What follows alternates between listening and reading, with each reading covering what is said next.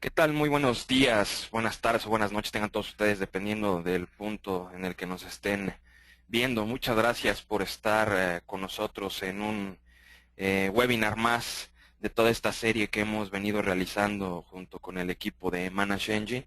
Un servidor, el doctor Mauricio Corona, va a tener el placer de estar hoy con ustedes. Y pues bueno, el día de hoy tenemos un tema que realmente pareciera ser un tema sobre el cual todo mundo habla, sin embargo pocas organizaciones ejecutan, ¿no? Y este tema tiene que ver mucho con la parte de el proceso, que en inglés se llama Release and Deployment Management, y en español quedó la importancia de la gestión de liberaciones e implementaciones. Y en específico el día de hoy pues vamos a ver cómo este proceso debería tener un impacto en la operación diaria. ¿Ok? Entonces, con este webinar estamos como tal haciendo un complemento de manera completa de toda la parte de los principales procesos que se ejecutan en el día a día en las organizaciones. Desde procesos operativos hemos pasado por procesos tácticos y hoy estamos como tal llegando también a tocar la parte de liberaciones, que en específico en los webinars nunca lo habíamos considerado. Entonces, para lograr el objetivo del tema que traemos el día de hoy, pues bueno, preparamos la siguiente agenda, la cual consiste de 5 principales aspectos, ¿ok? El primer aspecto tiene que ver con el propósito y el alcance de este proceso. Es muy importante el que identifiquemos el por qué liberaciones es un proceso diferente a la parte de cambios. Ok, entonces vamos a visualizar cuál es el propósito, cuál es el alcance, las fases de la gestión de liberaciones, la unidad y el paquete de liberación en específico, y vamos a ver aspectos relacionados con los temas de pruebas, algo que le llaman el Early Life Support o la parte de soporte temprano, y también vamos a platicar de la parte de las métricas. Para iniciar con este webinar, pues bueno, primero quisiera platicarles un poco del tema relacionado con el propósito. ¿Qué es lo que busca el proceso de liberaciones? Bueno, el proceso de liberaciones tiene dos principales finalidades, ¿no? Primero, bueno, tres principales finalidades. Primero, hacer la planeación, después hacer la programación y después llevar a cabo el control. Ok, estas son actividades tal cual que yo debería tener en mente y decir, bueno, ¿qué hace liberaciones? Bueno, liberaciones debe hacer una planeación, una programación y un control. ¿De qué? Evidentemente de la liberación y de la implementación. Ok, vamos a ver que de hecho por eso en versiones anteriores en la parte de ITIL, antes solamente el proceso se llamaba Release Management, ¿no? La parte de gestión de liberaciones. Desde el 2007, ¿no? Y 2011, con la liberación de la última edición de los libros de ITIL, el nombre fue Release and Deployment Management, es decir, agregaron la parte del deployment, ¿ok? Entonces, ¿qué tenemos que gestionar? Tenemos que gestionar tanto la liberación como la implementación, ¿sí? Son dos fases diferentes y por eso desde el propio nombre se reconoce el que tenemos que identificar claramente estas fases. ¿Por qué? Porque en la parte de la liberación como tal, tenemos la construcción y las pruebas en específico de la liberación. Y en el deployment, ¿no? En el despliegue o en la implementación, llevamos a cabo justamente la ejecución de este despliegue, de este deployment, ¿ok? Entonces, si viéramos release, release se compone por construcción y por prueba. Si viéramos deployment, deployment se compone ya por el despliegue, por la implementación per se del cambio, ¿ok? Entonces, ¿qué es lo que tenemos que hacer? Asegurarnos que se planea, se programa y se controlan estos tres principales aspectos o tres principales fases. La construcción, las pruebas y la implementación o despliegue de la liberación per se. Así como también tendríamos que asegurarnos de que se entrega la funcionalidad nueva requerida por el negocio al proteger la integridad de los servicios existentes. Un aspecto muy importante, y lo mencionaba en webinars anteriores, que por ahí tuvimos un par de webinars de cambios, ¿no? Y en la parte del proceso de cambios, lo que les comentaba, ¿no? Empíricamente hablando, lo que hemos observado en las organizaciones es alrededor del 70% de los incidentes que registramos en el Service Desk son ocasionados por cambios mal implementados. Es decir, el proceso de cambios tiene algunos issues, ¿no? Tiene algunas cuestiones por ahí que no le permite hacer esta implementación. Y por el otro lado, el proceso de liberaciones en particular, pues no está llevando a cabo estas actividades de manera adecuada, ¿no? La construcción, las pruebas y el despliegue. Entonces, normalmente, ¿no? El 70% de los incidentes son originados por estas liberaciones mal implementadas. Y vemos que esto va en contra del propósito. ¿Por qué? Porque lo que nos hace, tratamos de buscar es de entregar esta funcionalidad. ¿Para qué? Para que el negocio siga operando de manera, pues de manera óptima, ¿no? ¿Qué es importante reconocer? Y aquí es donde viene el gran reto de cambios y de liberaciones. La mejora continua está basada al 100% de el cambio, ¿no? O en el cambio. Es decir, si yo no ejecuto cambios, pues se inhibe la mejora continua de los servicios tecnológicos y por ende de la organización como tal. ¿Sí? Entonces, ¿qué es lo que esto implica? Pues bueno, tenemos muchos retos, tanto en el proceso de cambios como en el proceso de gestión de liberaciones e implementaciones en el día a día. ¿Por qué? Porque por un lado, cambios tiene que estar coordinando constantemente las solicitudes de cambio y todo el cambio, todo el proceso que se lleva a cabo en el cambio. Y liberaciones tiene que estar ejecutando en una cantidad, pues muchas veces bastante considerable, ¿no? Hemos hecho implementaciones en las cuales hemos llegado en organizaciones a tramitar y a implementar, pues, más de 30,000 cambios en un mes, ¿no? Esto significa que si lo ponemos en días laborables, pues bueno, es una organizaciones en las cuales están ejecutando arriba de 1,200, 1,300 cambios al día. Es decir, que pasan por todo el proceso, ¿no? Se identifican, se registran, se autorizan, y una vez que se autorizan vamos a ver la interacción entre cambios y liberaciones. Liberaciones empieza a ejecutar toda la parte de la construcción, pruebas y despliegue y hasta que se llevan a producción. ¿Okay? Entonces, hablamos de la gran responsabilidad y al mismo tiempo el gran reto que esto implica tanto para cambios como para liberaciones, el estar llevando a cabo y estar haciendo realidad pues las mejoras normalmente en la parte de producción o los arreglos o como tal, pues el apoyo para solucionar problemas, para solucionar incidentes, ¿no? Hay muchos problemas e incidentes que se solucionan a través de una liberación. Entonces, esto tenemos como propósito en particular de la parte de liberaciones. Ahora bien, por otro lado, ¿cuál es el alcance? Bueno, tendríamos que ser muy claros, ¿no? ¿Qué es lo que implica como tal el llevar a cabo la parte de liberaciones al ambiente como tal, pues de operación? Entonces, ¿qué tenemos? Pues bueno, el alcance es, una liberación tiene que considerar no solamente los fierros o las aplicaciones, ¿no? Liberaciones tiene que ver con aspectos tanto técnicos como no técnicos. Es decir, yo tengo que identificar e incluir dentro de mi alcance una liberación los procesos, los sistemas y todas las funciones necesarias para qué. Uno, para hacer un empaquetamiento, ¿sí? Vamos a ver qué cambios, pues para poder implementar toda la parte de liberaciones, para poder hacer justamente el deployment de manera adecuada, pues requiere tener una logística muy bien precisa y muy exacta, ¿no? En este sentido, pues liberaciones necesita empaquetar, construir, probar y desplegar, ¿ok? Una liberación. Vamos a ver más adelante algunos conceptos, dentro de estos cuales viene pues, la parte de empaquetamiento. Otro punto importante que necesita hacer la parte de liberaciones es establecer el servicio especificado en el paquete de diseño del servicio. Es decir, recordemos, primero pasamos con una perspectiva de mejor práctica de ITIL, pasamos por una fase estratégica. En la fase estratégica se define el caso de negocio, se definen los espacios de mercado que va a atender este nuevo servicio, se identifica, pues bueno, cuáles son los requerimientos de un nuevo servicio o la modificación de un servicio, y se pasa toda esta parametrización estratégica a la fase de diseño. Diseño, o la parte de Service Design, de lo que se encarga es de empezar justamente a establecer la arquitectura, ¿no?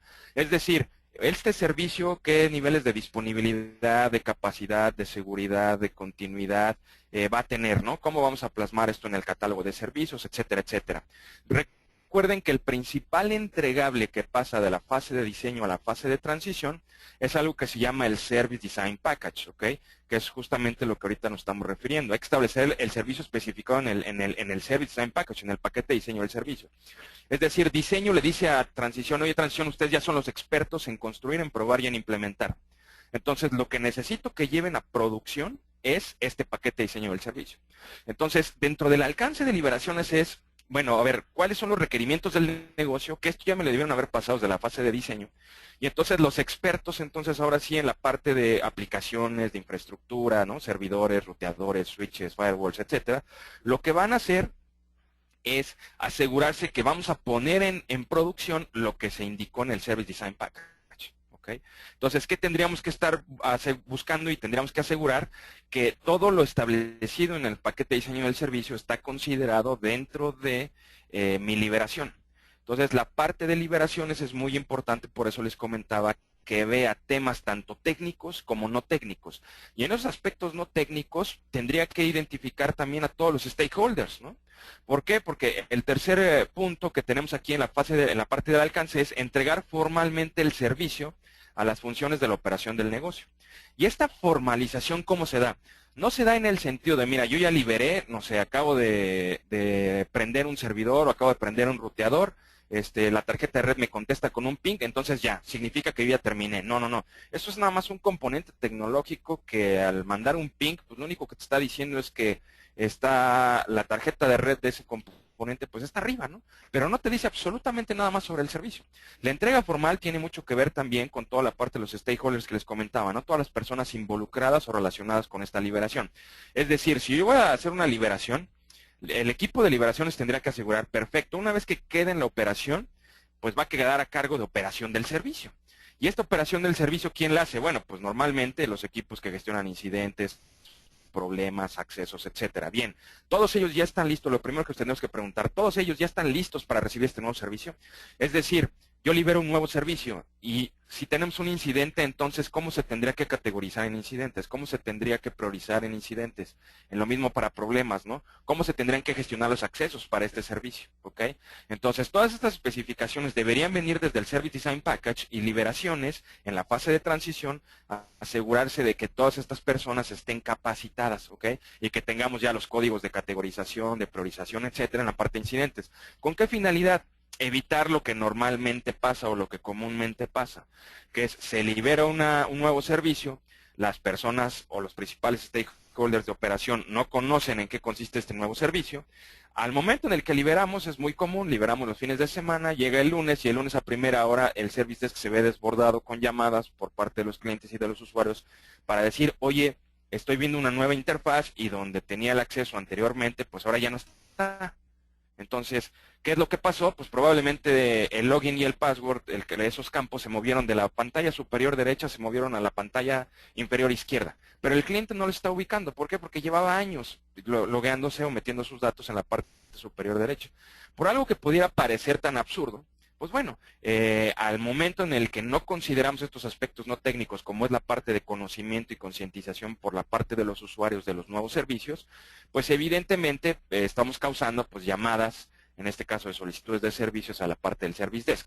Eso es por el lado de usuario. Ahora imaginemos que la respuesta de los analistas de Service Desk es, no, perdón, pues es que no sé en qué momento cambió el servicio.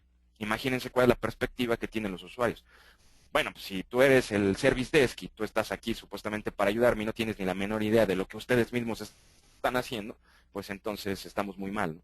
Esto es un tema muy común, ¿no? Que el Service Desk no se entere de qué servicios o qué modificaciones están haciendo hacia los servicios existentes, que no estemos preparados para recibir estas nuevas liberaciones a producción. ¿Y por qué pasa? Pues bueno, pasa cuando trabajamos con base en silos, ¿no? Ah, bueno, yo tengo que liberar una aplicación, me aseguro de que libere esa aplicación y en cuanto veo que está instalada me retiro, ¿no? Yo como silo de aplicaciones me doy por terminada mi tarea y bueno, ya el resto no me corresponde, ¿no? La realidad es que esa sería una visión de silo. Lo que necesitamos es justamente un proceso, en este caso liberaciones e implementaciones, que se asegure de que todo el proceso y toda la implementación, así como también los aspectos técnicos y no técnicos se están considerando, incluyendo capacitación, comunicación, etcétera, ¿no? De toda esta parte del servicio. Entonces, invertí pues bastante tiempo en esta perspectiva del alcance. ¿Por qué? Porque es muy importante que identifiquemos por qué tiene que estar liberaciones en la parte de la operación. ¿Sí? Una vez que revisamos estos temas del alcance, otro aspecto que considero muy importante y que tendríamos que, como tal, comentar es la diferencia entre cambios y liberaciones. ¿Ok? Recuerden, como tal, cambios no cambia nada. ¿Sí? Cambios, el proceso de cambios se encarga de coordinar los cambios. El proceso de liberaciones e implementaciones se encarga de ejecutar esos cambios autorizados. Y lo vemos claramente en esta gráfica, ¿no? Esta gráfica, ¿no?, de la parte de Service Transition, del libro de Service Transition, ¿qué es lo que nos dice? Bueno, tenemos gestión de cambios y el proceso de gestión de cambios, veamos, está estableciendo o tiene varios puntos de autorización. ¿Esto qué quiere decir? Cambios Identifica, registra, categoriza, prioriza y autoriza, ¿ok? Un cambio. Una vez que se autoriza el cambio, ese es el trigger o el disparador. ¿Para qué? Para que el proceso de liberaciones que está representado abajo empiece a trabajar. Entonces, hasta que liberaciones no recibe un cambio autorizado, yo no inicio con mi etapa de planeación de liberación y despliegue, ¿sí? Entonces, veamos cómo hay un desfase, ¿no? El proceso de cambios inicia antes de que el proceso de liberaciones empiece. ¿Por qué? Porque cambios se encarga de ver todo este tema, ¿no? De facilitador, trámites internos, ¿para qué? Para autorizar un cambio. Una autorización del cambio, recordemos, no nada más tiene que ver con la autorización técnica, sino también pudiera ser autorización financiera. Entonces son muchos aspectos organizacionales que se tienen que ver desde una perspectiva más organizacional y administrativa. Y no tendría sentido que el personal experto en las operaciones y en la infraestructura pues está haciendo trámites administrativos, ¿no? Entonces, por eso todos estos expertos normalmente ejecutan el proceso de liberaciones y los facilitadores son el proceso de cambios. Entonces, tenemos por aquí la planeación de liberación y despliegue y veamos cómo cuando liberaciones, inicia o termina la planeación de liberación y despliegue, genera una entrada de nuevo hacia la parte de cambios y cambios vuelve a autorizar la liberación, en específico el plan que se creó de liberación y despliegue. Entonces, revisa cambios que efectivamente ese plan va de acuerdo con lo que se está solicitando y autoriza entonces autoriza ahora la etapa de construcción y pruebas. ¿Qué es lo que hace liberaciones? Ejecutar la construcción, es decir, si tenemos un tema de aplicaciones, ¿cuál es la construcción? Pues desarrollar la aplicación. Si tenemos una liberación relacionada con servidores, ruteadores, con hardware, pues ¿cuál sería la construcción? Bueno, comprar el dispositivo, traerlo a la organización, instalarlo, ¿no? Y ya una vez que construimos, después pasamos a la etapa de pruebas. La realidad es que cambios autoriza primero la construcción y después autorizaría entrar a la etapa de pruebas. En las pruebas, recordemos, cada organización pues tiene sus propias metodologías de pruebas, ¿no? Hay organizaciones que hasta tienen outsourcings contratados y tienen un área completa de testing, ¿no? ¿Por qué? Porque su negocio, su línea de negocio lo amerita. Si no es así, no importa, hacemos como tal pruebas y un equipo independiente tendría que ser el que está haciendo las pruebas para no ser juez y parte.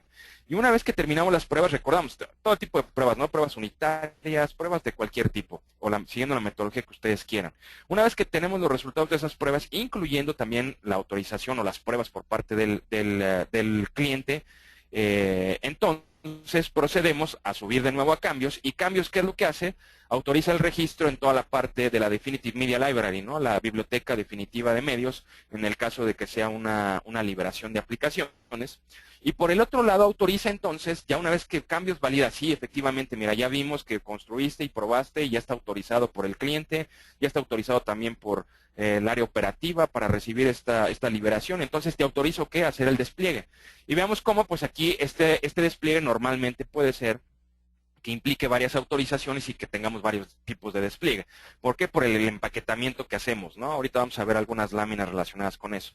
Una vez que liberaciones se implementa, entonces, ¿qué es lo que hace? Liberaciones genera una salida hacia cambios, y cambios se encarga de ¿qué? De hacer algo que le llaman el PIR, el Post Implementation Review, o la revisión post-implementación.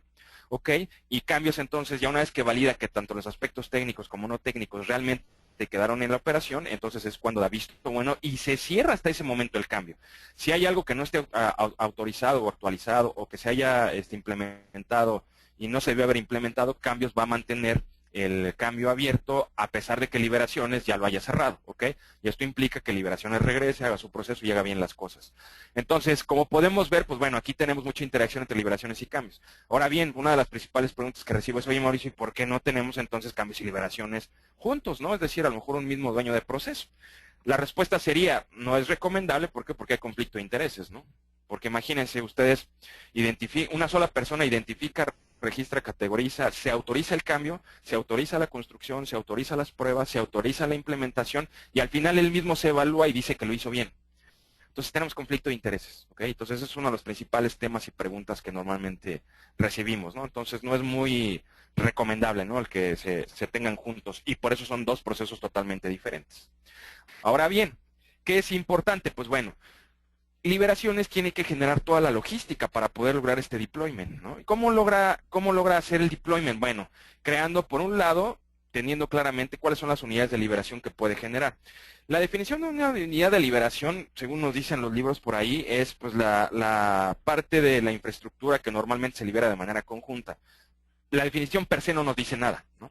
La realidad es que, bueno, una unidad de liberación, ¿en qué consiste? Bueno, tendríamos que identificar qué servicios estamos ofreciendo, en este caso el servicio de TI-A, por qué componentes se está soportando o sustentando este servicio de TI-A. Y aquí, por ejemplo, bueno, hay un servidor, en el A1, en el A2 tenemos una aplicación, en el A3 tenemos también un software del cliente que se pudiera ser un activo de cliente que necesitamos para habilitar el servicio de TI-A.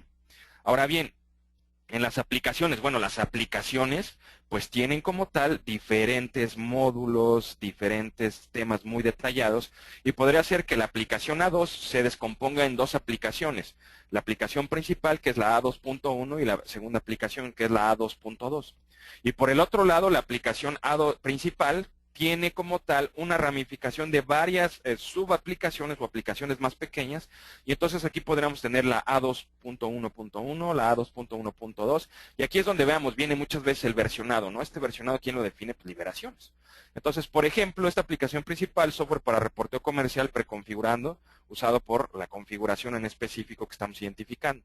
Entonces, la segunda aplicación es la A2.2 y, por ejemplo, la A3.1 consiste en una librería comercial preconfigurada, ¿ok? Que proporciona rutinas de soporte. ¿Qué es importante aquí identificar? Bueno, si este es mi mapa de el servicio, una unidad de liberación podría ser, por ejemplo, bueno, para específicamente aplicaciones principales, únicamente vamos a liberar a nivel aplicación principal. Es decir, solamente podríamos generar una unidad de liberación a partir de la A2.1 y si yo quiero modificar una aplicación por completo que es de la A2, entonces tendríamos que partir por lo menos en 2 unidades de liberación. ¿Ok? ¿Con qué finalidad? Bueno, pues imaginemos que si yo quiero hacer una liberación que afecte la aplicación principal, que es la A2, pues bueno, el impacto que pudiéramos tener en la organización es mucha, porque puede ser que tengamos muchas aplicaciones, una aplicación principal y muchas aplicaciones secundarias tocando la aplicación A2. Entonces, lo que estaríamos buscando aquí es generar una política de liberación en la cual digamos, bueno, a ver, para el servicio de TI con nombre A, la unidad de liberación autorizada es solamente a nivel A2.1 en adelante. Yo no podría generar unidades de liberación a nivel A2. ¿Por qué? Porque el riesgo de implementar y afectar pues, es muy grande, ¿sí? Entonces, ¿qué es lo que tenemos que ir identificando? ¿Cómo voy a ir generando unidades de liberación a lo largo de mis servicios? ¿Por qué? Porque hay mucho riesgo si tocamos aplicaciones desde un punto de vista muy alto, ¿no? Si tocamos la aplicación desde el nivel A2 y empiezo a mover temas relacionados con la aplicación A2, pues bueno, es muy probable que tengamos impactos, lo que le llamamos los impactos colaterales, ¿no? O los impactos secundarios. Toco la aplicación A2 y mi intención era realmente cambiar una funcionalidad de la A2.1.1. Entonces la unidad de liberación debe haber aplicado hasta la A2.1.1 y no sobre la A2. ¿Sí? Entonces, esta es una forma en la cual podríamos empezar a generar la logística y hay que generar también una política de liberaciones en la cual establezcamos, dependiendo del tipo de aplicación y la criticidad que tenemos en la organización, cuál es la aplicación, cuál es la unidad de liberación, es decir, el nivel en el cual yo voy a considerar que sí puedo liberar de manera conjunta. Si quiero tocar la aplicación A2, pues entonces aquí probablemente por política tendría que generar más de una unidad de liberación. ¿Ok? Esta es una herramienta muy importante pues, para empezar a generar la perspectiva de la logística y de las reglas de cómo voy a empezar a liberar sobre mis aplicaciones. ¿Por qué se enfoca mucho liberaciones en aplicaciones? Pues porque normalmente el 75-80% de las liberaciones están enfocadas en aplicaciones. ¿Ok? Esto no quiere decir que no tengamos que tocar también temas de infraestructura y en temas de infraestructura y de hardware pues también podríamos generar unidades de liberación, pero por ejemplo una unidad de liberación sí podría ser para servidores, sí podría ser a nivel A1, puede ser, ¿no? Todo depende de cuál es nuestra organización. Una vez que tenemos la parte de unidades de liberación, ahora bien, oye, bueno, yo ya definí que voy a hacer varias unidades de liberaciones para impactar la aplicación A. Bien. Oye, ¿y cómo voy a impactar esa aplicación A o cómo voy a modificar esa aplicación A? Bueno, pues generando un conjunto de paquetes de liberaciones. ¿Sí? Oye, ¿qué es un paquete de liberación? Bueno, justamente es el conjunto de unidades, de componentes, de dispositivos, en pocas palabras, el conjunto de 6 que voy a tocar al momento en el que haga una liberación. Entonces, yo lo que tengo que identificar es, bueno, tenemos que hacer un cambio a nivel aplicación con el servicio A. Muy bien. ¿Qué implica eso? Bueno, tendríamos que tocar, por ejemplo, la documentación del usuario. Tendríamos que tocar la unidad de liberación de la aplicación. Y para tocar esa unidad de liberación de la aplicación necesitaríamos tocar o modificar el cliente web, cambio a bases de datos, software del servidor central, y tendríamos también que modificar varios aspectos de los niveles de servicio que tenemos con el cliente. Y esto implica generar documentación de liberación junto con los clientes. Aquí tenemos representados o como ejemplo unidades de negocio, y dentro de cada unidad de negocio también identificar, oye, qué subunidades de negocio estaríamos tocando. Por ejemplo, si la unidad de negocio es SSA, no sé, podría ser un área de producción. Bien, esa área de producción pues tiene diferentes áreas internas de negocio, pues bueno, entonces están categorizadas aquí o versionadas como SSA unidad 1, unidad 2, unidad 3, unidad 4. Entonces, ¿para qué nos sirven los paquetes de liberaciones? Para tener claramente identificado todos los aspectos que voy a tocar en una liberación derivado de un cambio autorizado. Entonces, genero mis paquetes de liberaciones y ¿qué es lo que tengo que hacer? Establecer como liberaciones mis versionados, es decir, este va a ser el paquete de liberación A9 y es como tal la versión 1.0, ¿ok? Puede ser que en 6 meses nos vuelvan a pedir modificar la misma infraestructura y con el paquete de liberación A9 lo pueda hacer y en ese entonces pues probablemente hago mejoras y utilizo el mismo paquete de liberación en 6 meses, nada más que ahora va a ser la versión 2.0, pudiera ser. ¿Ok? Veamos, y esto es muy común, toda la parte del empaquetamiento, qué es lo que pasa cuando hacemos actualizaciones de software, ¿no? Hay actualizaciones menores en las cuales a lo mejor, pues para el proveedor de servicios o el proveedor de aplicaciones, vamos a pasar de la versión 1.1.1 a la versión 1.1.2. Para ellos ese versionado significa que el cambio es mínimo, ¿no? En ciertas funcionalidades de la aplicación. Pero ¿qué pasa, por ejemplo, cuando bajamos un Service Pack? ¿No? Por ejemplo, de una tecnología X. ¿Qué es lo que hacemos? Bueno, ese Service Pack, ese paquete de servicio, lo que tiene es muchísimos fixes que están empaquetados y al momento de darle doble clic se implementan en nuestros equipos y protegen o cambian o modifican muchos de los atributos de la forma en la que venían trabajando las aplicaciones. Entonces, ¿qué es un Service Pack? Es un empaquetamiento. Y entonces vamos sacando también el versionado, Service Pack 1, Service Pack 2, Service Pack 3, ¿ok? ¿Qué es eso? Lo que están haciendo los proveedores de software, pues hacer el empaquetamiento. Eso es justamente lo que nosotros tendríamos que hacer, pero ahora, pues para todas nuestras aplicaciones, bases de datos, etcétera, de manera interna en nuestra organización. Entonces, vimos unidades de liberaciones y vimos paquetes de liberaciones. Ahora bien, viene esta lámina. La realidad es que, bueno, pareciera ser una lámina sumamente compleja y la realidad es que es muy sencilla, ¿no? ¿Dónde está la clave? Primer punto, ¿qué tenemos del lado izquierdo? Tenemos la línea base actual, es decir, cómo estamos al día de hoy, antes de implementar. Recordemos que tenemos que generar estos baselines, ¿no? Líneas base para saber, bueno, al día de hoy mi infraestructura está de esta forma. Del lado derecho tenemos el baseline objetivo, es decir, cómo queremos que esté nuestra infraestructura una vez que se libere la aplicación. Entonces tenemos el ASIS y el to be, ¿no? ¿Cómo estamos ahora y a dónde queremos llegar? Muy bien. Punto importantísimo, la flecha que tenemos del lado derecho. Lo que nos dice es la construcción y las pruebas se inicia ¿de dónde?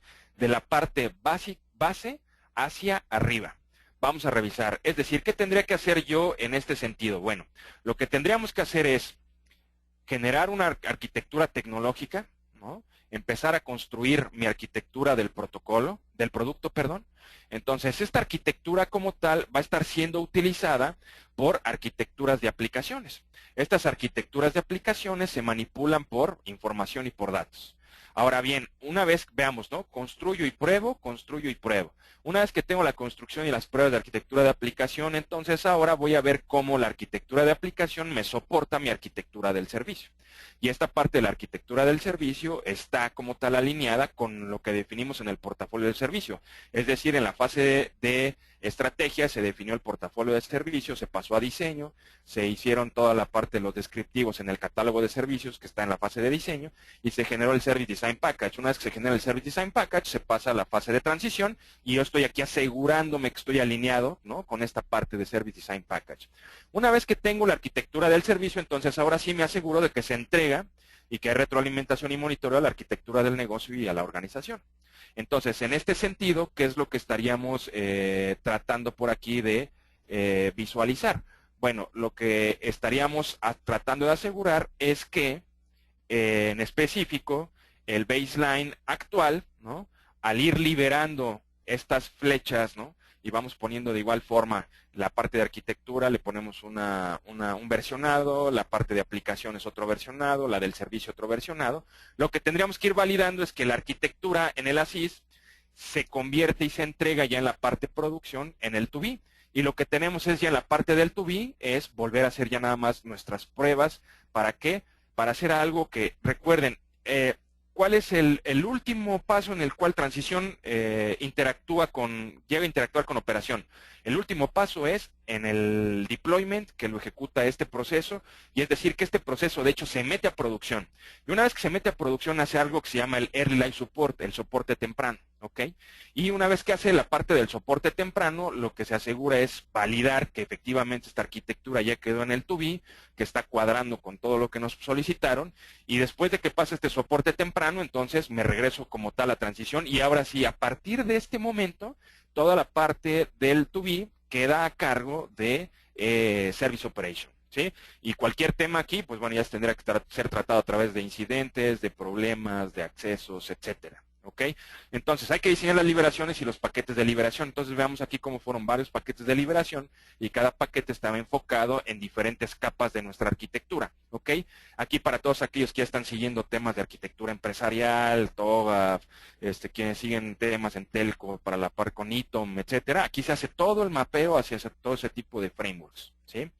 Una vez que hacemos toda esta parte que es importante, uno de los temas core que tenemos en la parte de liberaciones es pues llevar a cabo las pruebas adecuadas durante la transición. Entonces, ¿qué tenemos aquí? Bueno, la gestión de cambios, decíamos, coordina, y para coordinar, pues evidentemente está haciendo varias autorizaciones. Por un lado decíamos, autoriza la construcción, después autoriza las pruebas, después autoriza el despliegue, y después hace una revisión y cierra el cambio. ¿Ok? Y esas son como que a muy alto nivel las actividades de cambios. Ahora bien, ¿qué es lo que tenemos que asegurarnos? Aquí vemos la flecha que viene de arriba hacia abajo. Más bien aquí hay que hacer la instalación. Toda la parte core, toda la parte de abajo, veamos, es lo que hace liberaciones. Entonces veamos, ¿quién es realmente el experto en implementar los cambios? Liberaciones, no cambios. Cambios tiene un conocimiento general de qué es lo que hay que hacer, los parámetros, para qué, para decir sí está bien construido, sí está bien probado, sí está bien implementado. Pero son nada más los parámetros. La realidad es que todos nuestros expertos tecnológicos, y de hecho donde existe demasiado conocimiento, son los que ejecutan toda esta parte de la liberación.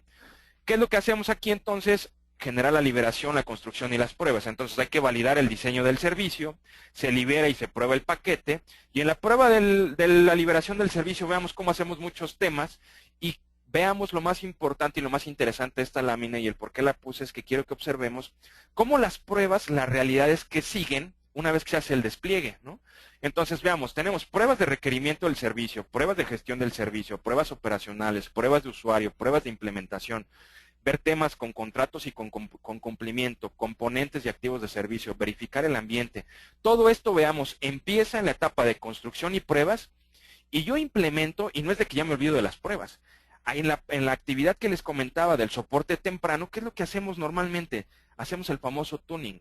¿Por qué? Porque normalmente las organizaciones, ¿no? Casi el 100% de las organizaciones, me atrevería a decir, no tienen una infraestructura 100% equivalente para pruebas. ¿Por qué? Porque sería demasiado costoso. Entonces, podemos tener simulaciones de pruebas, pero nunca sabemos el efecto real al 100% que vamos a tener en la operación. Entonces, por eso es el famoso tuning, ¿no? Y el Early Life Support. Entonces, veamos cómo se hace el SORT, ¿no? Que es la prueba de preparación para la operación del servicio. Se hace un piloteo antes de y se hace un piloteo después de. ¿Y qué tenemos que hacer aquí? Salidas hacia otros procesos, ¿no? Reportes, niveles de servicio, medición del desempeño, pruebas operacionales, ya las pruebas de usuario, ¿no? Entonces, ¿qué es importante aquí considerar? Que las actividades y las diferentes etapas, la etapa de construcción, pues definitivamente se hace al principio, ¿no? Pero todo lo que tiene que ver con pruebas, llega, o sea, inicia antes de la liberación y llega inclusive a operación. Entonces, toda esta parte es por la cual tenemos que hacer dos planes fundamentales. Uno es planear la liberación, que incluye toda la parte de construcción y las pruebas, y planear el deployment o la implementación, que tiene que ver mucho con, bueno, una vez que llegue a la implementación, es decir, cuando haga el despliegue, todo lo que tengo que hacer. Entonces veamos cómo es un proceso pues bastante complejo y que lo más interesante de aquí es que muchas veces estas implementaciones con todos estos pasos los tenemos que hacer en el día a día. Y como comentábamos, pues a lo mejor tenemos que hacer más de 100, 500, 1000 liberaciones en un día. Pudiera ser, ¿no? Obviamente hay de liberaciones a liberaciones, hay de paquetes a paquetes. Puede haber paquetes sumamente sencillos con CIs que pudieran ser hasta commodities y que se puedan tramitar a través de cambios y liberaciones, hasta servicios que pues tienen muchísimos componentes y que son liberaciones muy complejas, ¿no? Entonces lo que sí es un hecho es que pues todo debe ser directamente proporcional al tamaño del cambio y al tamaño de la liberación. ¿Para qué? Para ser eficientes, ¿no? Entonces uno de los mecanismos y de la logística que tenemos es pues definir las opciones de despliegue, ¿no? ¿Qué tenemos que hacer en toda esta parte de la planeación? Definir cómo vamos a liberar. Y para eso les hablaba desde el principio de una política de liberación. Y entonces, puede ser que, por ejemplo, para terminar una liberación, vamos a hacer diferentes opciones. Por ejemplo, en la liberación 1, yo voy a lanzar inicialmente mi fase 1, 2 y 3, considerada la liberación, pero voy a tener que implementar como tal, pues posteriormente el cuarto y el quinto, ¿sí? Cuando hacemos un lanzamiento inicial de esta naturaleza, por ejemplo, vemos la liberación 2 y liberamos 5 paquetes al mismo tiempo, le llamamos una implementación Big Bang, ¿no? Entonces lanzamos todas en específico. Por otro lado, que es importante también, pues tendríamos que ver liberaciones por fases, ¿no? Es decir, yo puedo hacer varias liberaciones y tipo Big Bang, pero pues no todas al mismo tiempo. Es decir, la liberación 3 consiste de 8 paquetes de liberación. Entonces, primero libero 3 paquetes, después libero otros 4 paquetes y después hago una liberación última, que son, por ejemplo, para workstations adicionales que pudiera, en este caso, en el ejemplo, ser muy particulares, ¿sí? Entonces, tendríamos que establecer claramente cuál es la forma. Entonces, hay diferentes opciones, ¿no? Es el empujar, el jalar, liberaciones Big Bang, liberaciones por fases, ¿ok?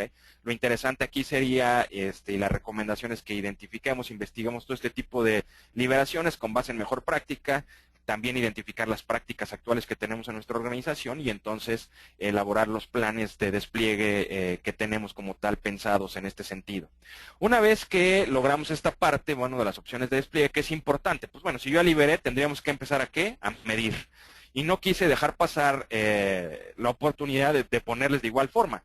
Oye, bueno, pues, ¿cómo yo puedo saber que el proceso de liberación está funcionando de manera eficaz y eficiente y está haciendo todo lo que tú nos comentas aquí, Mauricio? Bueno, hay que establecer factores críticos de éxito y recuerden, un CSF se mide por varios KPIs, ¿no? En los libros de ITIL ya vienen algunos propuestos, les recomendaría que bueno los tomen como base, pero hay que generar los nuestros, y en este caso, en este sentido, los propios para cada una de las organizaciones. Entonces, un ejemplo sería CSF, asegurar que el servicio nuevo modificado es capaz de entregar la garantía y la utilidad acordada. Oye, ¿cómo nos aseguraríamos de que esto se lleve a cabo? ¿O cómo lo mediríamos? Porque pues asegurar que el servicio sea capaz de entregar pues es muy ambiguo. Ah, mira, lo vamos a lograr a través de 4 KPIs. Primero, medir la reducción de variabilidad del desempeño del servicio requerido, es decir, lo que me dicen que tengo que implementar versus lo que implementé. Medir la satisfacción, un incremento en la satisfacción del usuario y del cliente por todas las liberaciones. Tendríamos que visualizar también una disminución en la falta del cliente, problemas del servicio resultante de servicios mal probados o como tal temas no probados, ¿no? Es decir, darnos cuenta si por falta de pruebas incrementa esta percepción negativa, ¿no? Sobre la organización y sobre la percepción de que nosotros somos malos implementando, ¿no? En el ejemplo que les ponía de que liberamos y no le avisamos a nuestro propio equipo que liberamos cosas nuevas, ¿sí? Entonces eso da una mala percepción. Habría que empezar a medirlo. Otro ejemplo sería, pues bueno, por ejemplo, en la parte del KPI, en un indicador clave de desempeño, medir los costos y los recursos y tendríamos que demostrar una reducción, en este caso para diagnosticar y reparar incidencias y problemas en el despliegue y en la producción. Entonces, evidentemente tendríamos que medir, oye, en este sentido, el tema de impacto en operación cada vez que libero, estamos teniendo una reducción como tal y por lo tanto ganancias bueno, no ganancias, sino mejoras en el tema de costos. Entonces, este tipo de aspectos son los que podríamos medir. ¿Qué es recomendable? Lo que les comentaba por ahí en la parte de métricas también en otros webinars es pues, que establezcamos los diferentes CSFs y cada uno de los KPIs que va a medir esos CSFs dentro de nuestra organización y que los empezamos a medir y a monitorear. ¿Ok? Entonces, principalmente hasta aquí tengo preparada la sesión. En este sentido, lo que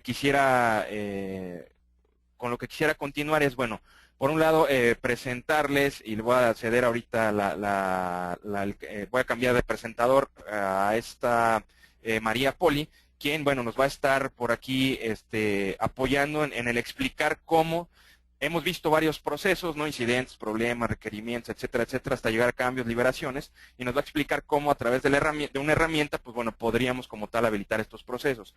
Lo que les pediría es que por favor, pues bueno, vayan mandando sus dudas, sus preguntas, puede ser tanto el tema de la herramienta como esta parte, y en cuanto termine esta María, pues bueno, regresaré como tal al audio para contestar estas preguntas. Entonces voy a ceder como tal la presentación a María y en un momento regreso con ustedes para la parte de preguntas y respuestas. María, ¿estás por ahí? Hola, muy buenos días. Espero que me estén escuchando bien. Muy bien. Bueno, ¿sí? ¿Se escucha bien? Perfecto. Bueno, primero que todo saludarlos, muy buenos días a todos. Creo que Mauricio dejó muy en claro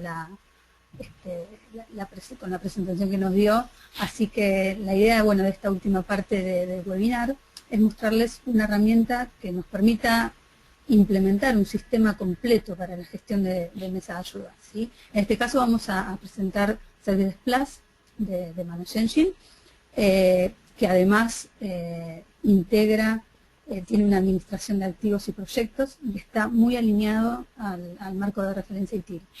Está disponible en 29 idiomas y actualmente es utilizada por más de 85.000 compañías alrededor del mundo. La solución se presenta, está disponible en 3 versiones actualmente, ¿sí? Una versión estándar que es totalmente gratuita, algo muy innovador en el mercado, ¿sí? Donde tiene un alcance tal que nos brinda facilidades para tener un portal de autoservicios, una base de conocimientos, soporte multisitio, gestión de CLA, una gran variedad de informes y la posibilidad de, a través de un add-on, agregar un módulo de gestión de proyectos de TI muy interesante. La otra versión que también nos ofrecen es la versión Professional, que incluye gestión de helpdesk, escaneo de activos basado en agentes, bueno, y escaneo de inventario de activos, gestión de compras y también la gestión de proyectos. Y la última versión, la más completa, es la Enterprise y es la que incluye todos los módulos de ITIL que se estuvieron hablando, de los cuales se estuvieron hablando en webinars anteriores, para la gestión de incidentes, problemas, cambios, CMDB, catálogo de servicios y también la posibilidad de realizar la administración de proyectos, en este caso ya integrada en la versión. Ahora vamos a ver un poquito cómo está estructurada la herramienta. Cuando nosotros ingresamos tenemos 2 perfiles, ¿sí? Un perfil de técnico y un perfil de solicitante. El técnico es quien va a estar a cargo de realizar todas las tareas, por lo tanto cuando nosotros entramos a la herramienta van a ver que ya desde entrada en la home se puede observar que la herramienta tiene una interfaz muy amigable, muy intuitiva, tiene opciones claras, ¿sí? Entonces, esto lo que va a permitir es que la gestión de todos los procesos sea mucho más rápido y fácil, ¿no? Entonces, la idea de hoy es mostrarles en un pantallazo general la herramienta y las características, pero obviamente que lo más recomendable es que ustedes puedan probarlas por ustedes mismos. Hay una versión para descargar y también hay una versión online, ¿sí? En demo.servicesplus.com. Entonces, Fíjense que cuando nosotros entramos tenemos un resumen de las solicitudes y los distintos estados. Vencidas, las que vencen hoy, las pendientes. Y si tenemos el módulo de cambios y de problemas activos, porque tenemos la versión Enterprise, vamos a ver que nos muestra también los cambios sin aprobar, los cambios aprobados, los problemas que están pendientes o los problemas que están sin asignación, ¿sí? Cuando nosotros cliqueamos en alguna de las opciones de los números, vamos a ver que el sistema ya nos lleva a la pestaña de request, o de solicitudes, de ese filtro que estaba anteriormente aplicado, ¿no? Entonces, en este caso podemos ver que nos muestra las solicitudes vencidas, ¿sí? Y tiene cierta información extra como el nombre del solicitante, la fecha de vencimiento, el estado y la prioridad, ¿sí? Para crear un nuevo incidente, simplemente hacemos clic en la opción de nuevo incidente y el sistema nos va a permitir completar la acción de la creación de este incidente mediante completando los campos de este formulario. Es importante destacar que Servidesk Plus tiene algo que es la posibilidad de generar plantillas de incidentes, ¿sí? Entonces, estas plantillas lo que nos permiten a nosotros es ahorrar bastante tiempo, porque cuando nosotros queremos generar un nuevo incidente que tiene cierta, que es bastante conocido, simplemente lo elegimos desde este desplegable, ¿sí? Y ya nos va a mostrar la información precargada. Entonces, para generar este incidente nuevo, lo que debemos hacer es indicar la categoría de servicio, la urgencia, prioridad, grupo, el estado, el modo, o sea, el modo es de qué forma fuimos nosotros informados de este incidente, si fue por mail, si fue mediante una llamada telefónica, un formulario, el nivel de incidente, ¿sí? O sea, cuán complejo es este incidente que estamos abriendo y a qué técnico se lo vamos a estar asignando. Todas las opciones son 100% personalizables, ¿sí? El sistema ya viene con algunas opciones por default, pero si por ejemplo necesitamos agregar un nuevo nivel de prioridad, lo podemos hacer. Después tenemos que agregar los detalles del solicitante, es decir, el nombre, un número para contactarlo, qué puesto tiene, a qué departamento pertenece, ¿sí? Y a qué activo está asociado ese incidente, si fuese el caso. Por último, indicamos el sitio, la categoría, subcategoría, ítem, el título y la descripción del incidente, ¿sí? Algo muy interesante que también brinda la herramienta es la posibilidad de agregar campos adicionales, ¿sí? Entonces nosotros podemos adaptar los formularios a lo que la empresa necesita. Para eso, el primer paso es, desde la pestaña de administración, generamos el campo indicando el tipo, el nombre y una descripción, ¿sí? Luego el sistema nos dice que el campo se agregó correctamente y el último paso sería ubicar el campo dentro del formulario en el que estábamos trabajando anteriormente. Fíjense que, como vemos en la pantalla, yo, por ejemplo, agregué un campo para que se indique el nivel de SLA. Entonces, a través de un drag and drop, nosotros movemos el campo al lugar que necesitamos y con eso ya estamos cumpliendo con ese requerimiento. Vamos a seguir con otra de las características, que es la gestión de problemas, ¿sí? Como ustedes ya deben saber, la gestión de problemas lo que hace es minimizar el impacto de los incidentes en el negocio y nos deja realizar un análisis de la causa raíz para poder identificar una solución de forma permanente. Entonces, el primer paso que tenemos que hacer es detectar y registrar el problema. Necesitamos tener la mayor cantidad de detalles al momento de la creación para poder tratarlo, ¿sí? Este problema se puede llevar a cabo a partir de un incidente y se pueden asociar de forma muy sencilla. Luego es importante realizar lo que sería la categorización, ¿sí? O sea, tenemos que tratar de categorizarlo de la mejor forma posible para evitar ambigüedades, más que nada. Y debemos también indicar la prioridad que se le debe dar al problema. La priorización ayuda más que nada a los técnicos a identificar el problema crítico que necesita ser resuelto y de esa forma poder atenderlo con la rapidez que requiere. Cuando un problema es creado a partir de un incidente, ¿sí? El valor de lo que sería el impacto, la urgencia y la prioridad ya es asignado a partir del incidente automáticamente, por lo que nos reduce bastante tiempo de trabajo, ¿sí? El siguiente paso, entonces, de la gestión del problema es realizar la investigación y el diagnóstico del mismo. Entonces, la investigación lo que nos permite es encontrar una causa raíz y también iniciar las acciones para poder restablecer el servicio que se haya dañado. La herramienta lo que nos da es la posibilidad de, bueno, registrar el análisis del impacto también, la causa raíz y, bueno, y la solución y los síntomas del problema para poder dar la solución. Cuando llegamos al final de la gestión, el diagnóstico exitoso, podemos decirle, de la causa raíz, lo que consiste es en cambiar el problema a un error conocido y sugerir una solución, ¿sí?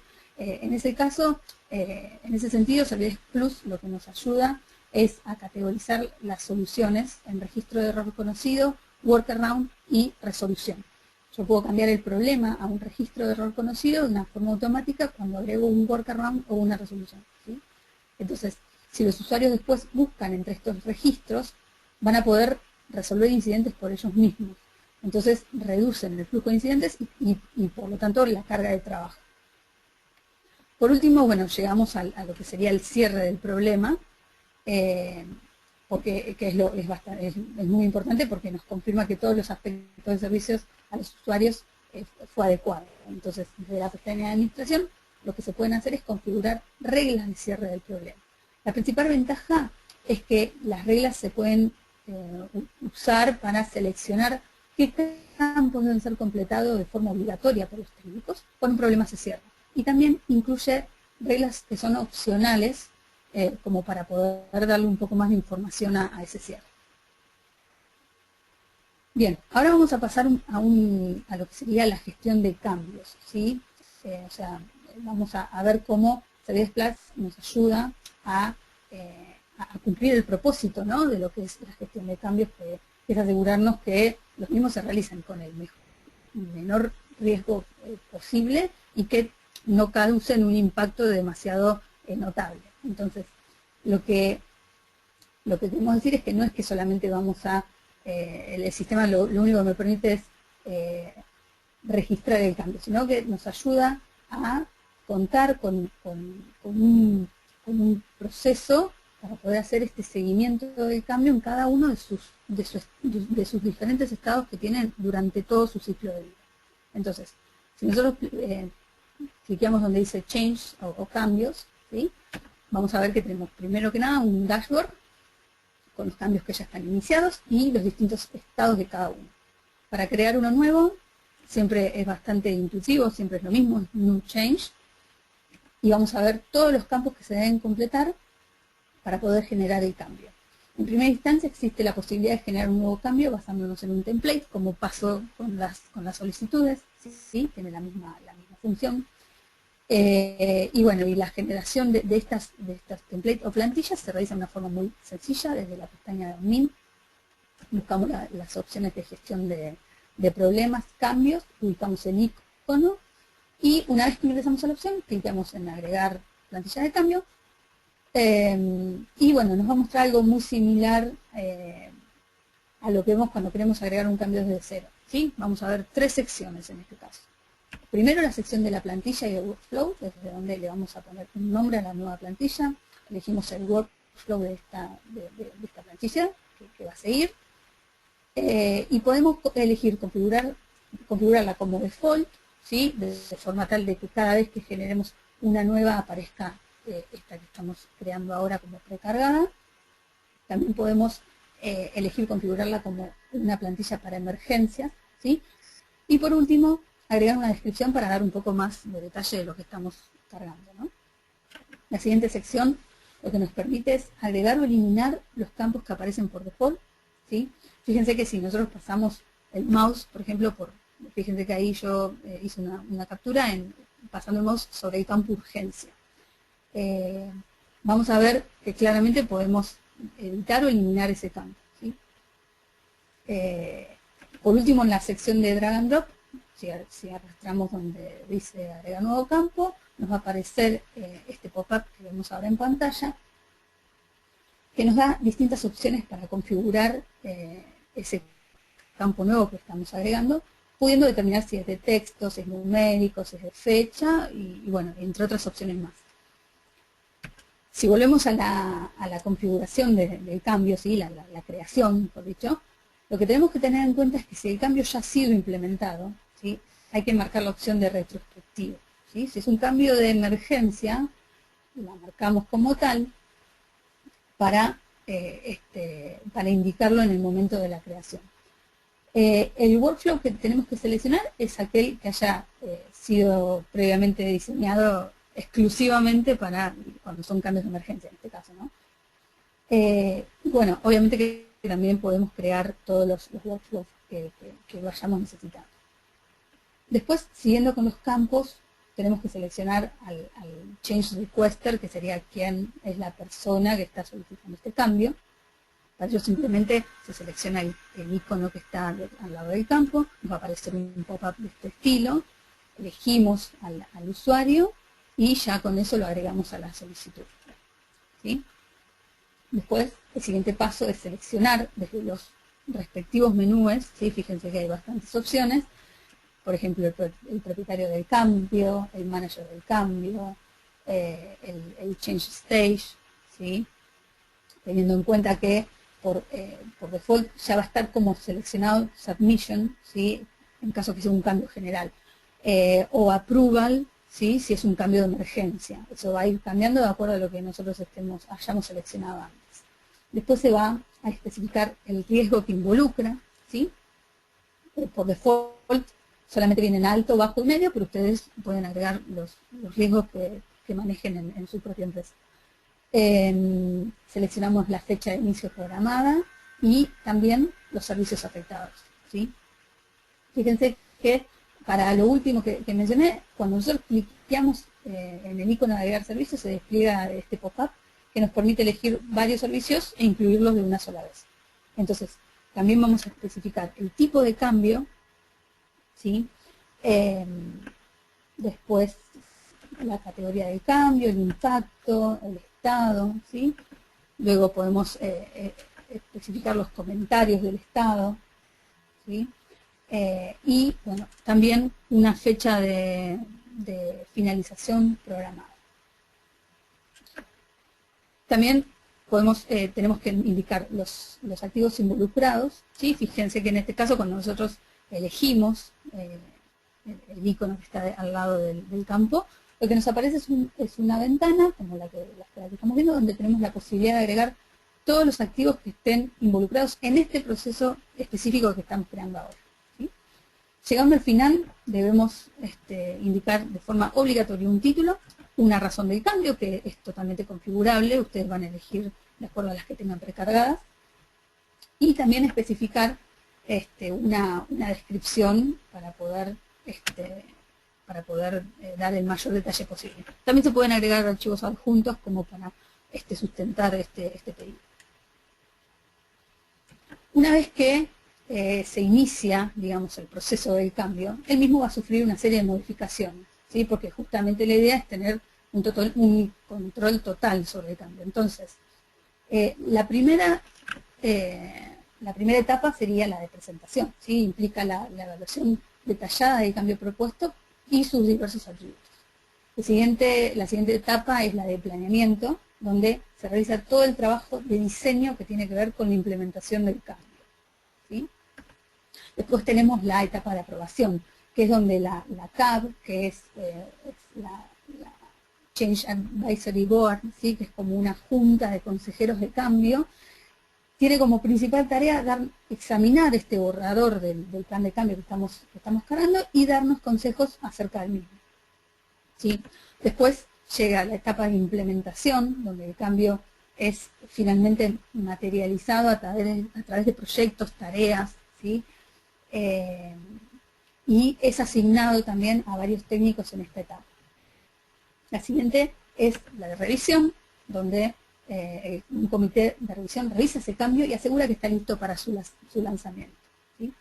En la última etapa es el cierre, lo que nos permite es que los técnicos cierren formalmente un cambio, agregando un código de cierre al mismo, ¿sí? Bueno, eso es lo que sería bastante por arriba la gestión del cambio. Ahora vamos a ver un poco cómo Servides Plus maneja la gestión de proyectos, ¿sí? Como que veíamos en la pestaña de proyectos, vamos a ver listados todos los proyectos que están disponibles en ese momento. Lo que permite esta gestión de proyectos integrada en la herramienta es que los administradores de TI puedan gestionarlos de una forma mucho más ordenada y más sencilla, ¿sí? Es independiente del tamaño del proyecto, el sistema permite cargar todos los detalles posibles, por lo tanto nos permite dar una gestión bastante sencilla. Cuando nosotros ingresamos, por ejemplo, al detalle de un proyecto, lo que vemos es organizar la información de una forma bastante amigable. Entonces, fíjense que cada proyecto está dividido en hitos y cada hito está dividido en tareas. Asimismo, cada proyecto tiene sus tareas detalladas, ¿sí? Y las fases tienen una estructura bastante flexible, donde a cada una se le da la misma importancia. Entonces, los administradores de TI lo que pueden hacer es establecer roles, brindar permisos de acceso y colaborar con otros miembros del proyecto también mediante esta herramienta. También otra cosa muy interesante que tiene es una vista de los diagramas de Gantt que nosotros podamos estar utilizando para ir viendo el avance del proyecto, ¿sí? Bien, ahora lo que vamos a ver es lo que sería la base de conocimientos que nos ofrece Servides Plus. Para poder acceder a ella también desde la pestaña de Solutions, fíjense que nos muestra esta base de conocimientos. Contar con la base es... ¿Qué tal, María? Sí. ¿Qué tal? Una disculpa, pero bueno, por aquí me está mandando el sistema que se va a autodesconectar por los 60 minutos. Se nos acabó el tiempo. Veo por aquí, bueno, hay algunas preguntas sumamente interesantes. También hay preguntas que tenemos sobre el tema de la interacción con la herramienta. Entonces, lo que les pediría, por favor, es si pudieran enviarnos nada más sus dudas y sus preguntas. Digo, un servidor, por aquí el correo que tengo es m.corona@bpgurus.com, o también a los organizadores del webinar, ¿no? En cuanto les llegue toda la información relacionada con este webinar, nos pueden mandar las preguntas. Hay preguntas sumamente interesantes relacionadas con la relación entre proyectos y cambios, ¿no? Ya veíamos aquí en la herramienta, inclusive ahorita Mariano estaba explicando esta parte. Hay mucho que platicar ahí al respecto, entonces con mucho gusto, por favor, mándenme ahí la pregunta directamente al correo y la contestamos. Y también hay preguntas relacionadas con la herramienta, ¿no? De cómo se pueden cambiar algunas plantillas para que los solicitantes en el portal de la herramienta de Manage Engine puedan tener pues todo este tema de autoservicio. Entonces, desafortunadamente se nos fue el tiempo. Sin embargo, con mucho gusto, pues bueno, damos seguimiento a todas las preguntas a través vía correo electrónico. Y pues bueno, no me queda más que agradecerles por su presencia y por su asistencia. Y nos vemos en el siguiente webinar, que el siguiente webinar lo vamos a llevar a cabo el siguiente mes. Entonces estén muy atentos, por favor, al respecto. Muchas gracias y hasta la próxima. Muchas gracias, María, por la información. No, por favor, muchas gracias a ustedes.